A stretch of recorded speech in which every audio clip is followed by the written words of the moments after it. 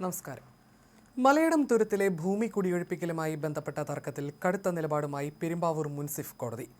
ശനിയാഴ്ചയ്ക്കകം കുടിയൊഴിപ്പിക്കൽ നടപടികൾ പൂർത്തിയാക്കണമെന്നാണ് കോടതിയുടെ കർശന നിർദ്ദേശം. ഉത്തരവ് നടപ്പാക്കിയ ശേഷം ഈ മാസം 23-ന് റിപ്പോർട്ട് സമർപ്പിക്കാൻ കോടതി ഉദ്യോഗസ്ഥർക്കും അഡ്വക്കേറ്റ് കമ്മീഷണർക്കും നിർദ്ദേശം നൽകിയിട്ടുണ്ട്. നടപടികൾക്കായി എത്തുന്ന ഉദ്യോഗസ്ഥരുടെയും അഡ്വക്കേറ്റ് കമ്മീഷണറുടെയും സുരക്ഷ ഉറപ്പാക്കാൻ ആലുവ റൂറൽ പോലീസ് മേധാവിക്ക് കോടതി പ്രത്യേകം നിർദ്ദേശം നൽകി. അതേസമയം മലയിടം തുരുത്തിൽ ദളിത് കുടുംബങ്ങളെ ഒഴിപ്പിക്കുന്നതിനിടയിലുണ്ടായ ക്രൂരമായ പോലീസ് നടപടിയിൽ DGPയിൽ നിന്ന് ആഭ്യന്തരമന്ത്രി രമേശ് ചെന്നിത്തല അടിയന്തര റിപ്പോർട്ട് തേടിയിട്ടുണ്ട്. 3 ദിവസത്തിനകം റിപ്പോർട്ട് സമർപ്പിക്കാനാണ് നിർദ്ദേശം. ഒരു കാരണവശാലും ബലപ്രയോഗം ഉണ്ടാകരുതെന്ന് ആഭ്യന്തര വകുപ്പിന്റെ കൃത്യമായ നിർദ്ദേശമുണ്ടായിട്ടും ഏത് സാഹചര്യത്തിലാണ് പോലീസ് സമരക്കാർക്ക് നേരെ ബലം പ്രയോഗിച്ചത് എന്ന കാര്യം സർക്കാർ ഗൗരവമായി അന്വേഷിക്കുന്നുണ്ട്. ജനങ്ങൾക്ക് അനുകൂലമായി നിൽക്കുകയാണ് പുതിയ സർക്കാരിന്റെ നയമെന്നും അതുകൊണ്ടാണ് പോലീസ് നടപടികൾ അടിയന്തരമായി അവസാനിപ്പിക്കാൻ നിർദ്ദേശം നൽകിയതെന്നും റവന്യൂ മന്ത്രി AP അനിൽകുമാറും വ്യക്തമാക്കിയിട്ടുണ്ട്. ആഭ്യന്തരമന്ത്രിയുടെ ഇടപെടലിനെ തുടർന്നാണ് ഇന്നലെ പോലീസ് സംഭവസ്ഥലത്ത് നിന്ന് മാറിയത്. എന്നാൽ കിഴക്കമ്പലം, പാരിത്തുകാവ്, മലയിടം തുരുത്തിലെ ദളിത് കുടുംബങ്ങളെ ഒഴിപ്പിക്കുന്നതിനിടയിലുണ്ടായ സംഘർഷം UDF സർക്കാരിനെതിരെയുള്ള വലിയ രാഷ്ട്രീയ ആയുധമാക്കാനാണ് CPM നീക്കം. പുതിയ സർക്കാർ അധികാരമേറ്റ് 3 ദിവസം പോലും തികയുന്നതിന് മുൻപ് പോലീസിനെ അഴിച്ചുവിട്ട് ദളിത് കുടുംബങ്ങളെ കൊടിയിറക്കാൻ ശ്രമിച്ചെന്നാണ് CPM ഉയർത്തുന്ന പ്രധാന ആരോപണം.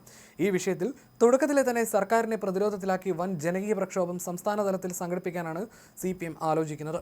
പോലീസ് നടപടിക്കെതിരെ പാരിത്തുകാവ് നഗറിൽ നടന്ന വലിയ പ്രതിഷേധ പരിപാടി മുൻ മന്ത്രി P. രാജീവ് ഉദ്ഘാടനം ചെയ്തു. നിയമപരമായ നടപടികൾ പൂർത്തീകരിച്ച് കൃത്യമായ പരിഹാരം കാണുന്നതുവരെ കാത്തുനിൽക്കുകയായിരുന്നു പുതിയ സർക്കാർ ചെയ്യേണ്ടിയിരുന്നതെന്ന് P. രാജീവ് കുറ്റപ്പെടുത്തി.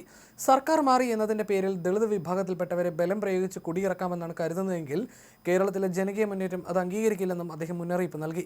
സമരത്തിനിടയിലുണ്ടായ സംഘർഷവുമായി ബന്ധപ്പെട്ട് CPM ഏരിയ നേതാക്കളടക്കം കണ്ടാലറിയാവുന്ന 50ഓളം പേർക്കെതിരെ പോലീസ് കേസെടുത്തിട്ടുണ്ട്.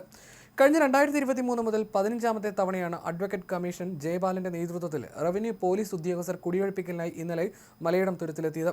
പട്ടികജാതി വിഭാഗത്തിൽപ്പെട്ട കാളുകുറുമ്പൻ തന്റെ 2.65 ഏക്കർ ഭൂമി അന്യായമായി കയ്യേറിയെന്ന് കാട്ടി മലയിടം തുരുത്ത് കണ്ണൂത്ത് ശങ്കരൻ നായർ 58 വർഷം മുൻപ് നൽകിയ സിവിൽ കേസാണ് ഒടുവിൽ സുപ്രീം കോടതി വരെ എത്തി മലയിടം തുരുത്ത് ഉന്നതിയിലെ 7 കുടുംബങ്ങളെ ഒഴിപ്പിക്കാനുള്ള ഉത്തരവായി മാറിയത്. എന്നാൽ 100-ലേറെ വർഷങ്ങളായി തങ്ങളുടെ തലമുറകൾ താമസിക്കുന്ന ഭൂമിയിൽ നിന്ന് ജീവൻ കൊടുത്തും ഒഴിയില്ലെന്ന നിലപാടിലാണ് ഉന്നതിയിലുള്ള കുടുംബങ്ങൾ. കഴിഞ്ഞ 14 തവണയും അഭിഭാഷക കമ്മീഷൻ എത്തിയപ്പോൾ നാട്ടുകാരും CPM പ്രവർത്തകരും ചേർന്ന് ശക്തമായി പ്രതിരോധിച്ചതിനെ തുടർന്ന് കമ്മീഷനും പോലീസും മടങ്ങുകയായിരുന്നു. എന്നാൽ കഴിഞ്ഞ ദിവസം സമരക്കാരെ പോലീസ് ബലം പ്രയോഗിച്ച് നീക്കാൻ ശ്രമിച്ചതാണ് സംഘർഷത്തിന് കാരണമായത്. സ്ത്രീകളും കുട്ടികളും അടക്കമുള്ളവർ പോലീസിനെതിരെ രംഗത്തിറങ്ങുകയും ഏറെ നേരം സംഘർഷം നീണ്ടു നിൽക്കുകയും ചെയ്തതോടെയാണ് വിഷയം സംസ്ഥാന തലത്തിൽ ശ്രദ്ധിക്കപ്പെട്ടത്. പോലീസിന്റെ നടപടിയിൽ പ്രതിഷേധിച്ച് ഇന്നലെ തകർത്ത സമരപന്തൽ കൂടുതൽ ശക്തമായി പുനഃസ്ഥാപിക്കാനാണ് സമരസമിതിയുടെ തീരുമാനം. മുൻപ് നടന്ന ഒഴിപ്പിക്കൽ ശ്രമങ്ങളിൽ നിന്ന് വ്യത്യസ്തമായി ഇത്തവണ പോലീസ് കടുത്ത നടപടികളിലേക്ക് കടന്നതിനാൽ വരും ദിവസങ്ങളിൽ കോടതി ഉത്തരവ് നടപ്പാക്കാനെത്തുമ്പോൾ എന്ത് സംഭവിക്കുമെന്ന ആശങ്കയിലാണ് നാട്ടുകാർ. അരനൂറ്റാണ്ടോളമായി മലയിടം തുരുത്തിൽ ഭൂമി തർക്കം നിലനിൽക്കുന്നുണ്ട്. 7 കുടുംബങ്ങളാണ് ഇവിടെ താമസിക്കുന്നത്. കുടിയിറക്കുന്നവരുടെ പുനരധിവാസത്തെക്കുറിച്ച് ഇതുവരെ വ്യക്തതയില്ല. 58 വർഷം മുമ്പ് കാളക്കുറുമ്പൻ എന്നയാൾ അന്യായമായി ഭൂമി കയ്യേറിയതായി കാണിച്ച് മലയിടം തുരുത്ത് കണ്ണൂത്ത് ശങ്കരൻ നായർ രംഗത്തെത്തുകയായിരുന്നു. തങ്ങളുടെ മുത്തച്ഛൻ വഴി ലഭിച്ച ഭൂമിയാണെന്നായിരുന്നു കാളക്കുറുമ്പന്റെ മകൻ ചോദിയുടെ വാദം. എന്നാൽ ഭൂമി തന്റെ പൂർവികരുടേതാണെന്ന് കാണിച്ച് ശങ്കരൻ നായർ കോടതിയെ സമീപിച്ചു. സുപ്രീം കോടതി വിധി പട്ടികജാതി കുടുംബങ്ങൾക്കെതിരായതിനെ തുടർന്നാണ് പിന്നീട് ഒഴിപ്പിക്കൽ നടപടികൾക്കുള്ള ശ്രമങ്ങൾ ആരംഭിച്ചത്.